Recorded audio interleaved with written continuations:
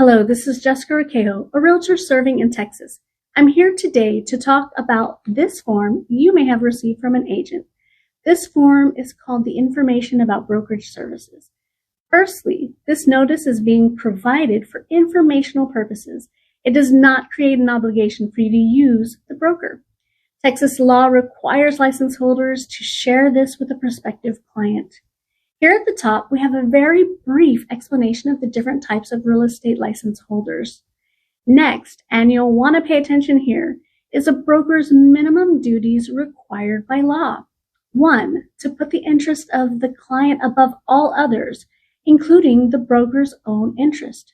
2, to inform the client of any material information about the property or transaction received by the broker. 3, answer the client's questions and present any offer to or counter offer from the client. And 4, treat all parties of a real estate transaction honestly and fairly. A license holder can represent a party in a real estate transaction as an agent for an owner, for a buyer tenant, as an agent for both, intermediary, or as a subagent. Let me explain. The first two, agent for owner and buyer tenant, is simple to understand. The agent works directly with the client to facilitate the buying or selling of real estate. The next two are a little more complicated. As an agent for both, which is termed intermediary, means both the buyer and seller are represented by the same broker. All terms in this scenario must be clear and in writing. The broker must treat all parties to this transaction impartially and fairly. The broker may, with the party's written consent, appoint a different license holder associated with the broker to each party.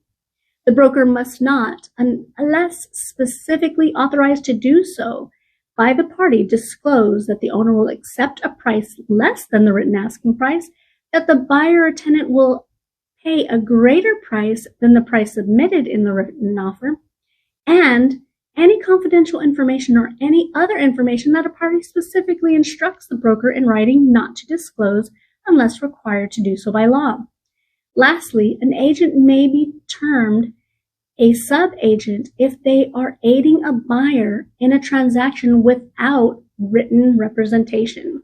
A sub-agent may assist a buyer, but does not represent the buyer, and must place the interest of the owners first.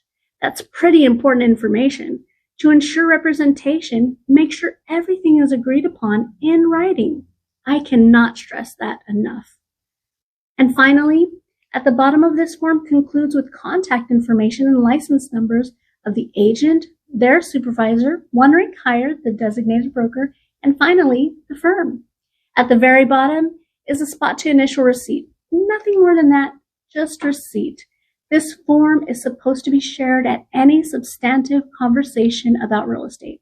So don't be alarmed, just following the rules as a fiduciary should. If you have any questions about the Information About Brokerage Services document, please drop them in the comments. If you found this helpful, please give me a like, share, and a follow. This is Jessica Raquejo with Coldwell Banker D. Harper Realtors. Thank you for watching.